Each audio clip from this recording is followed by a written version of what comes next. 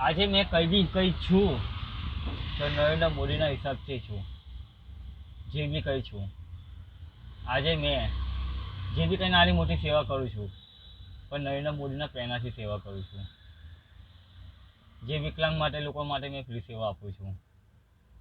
લોકોને મેં જ્યારે બી નરેન્દ્ર મોદી ઇન્ડિયા પર આંચ આવશે એની માના પહેલાં મેં ઊભો રહીશ. મોદીને યમરાજ લેવા આવશે, યમરાજ એના બદલામાં મારો જીવ આપી દઈશ ને મારું આયુષ્ય આખું એને આપી દઈશ. આ મારું વચન છે, વિક્રમનું વચન છે. વિક્રમનું વચન એટલે એક ફેરી વચન હોય, પછી ઘડી ઘડી વચન ના હોય. એક જ વચન, વાત ફિનિશ. ને મારી કુળદેવીની કસમ ખાઈને ગયું છું, મહાકાલીનો. એને મેં કંઈ થવા નહીં દઉં. અમારું વચન છે.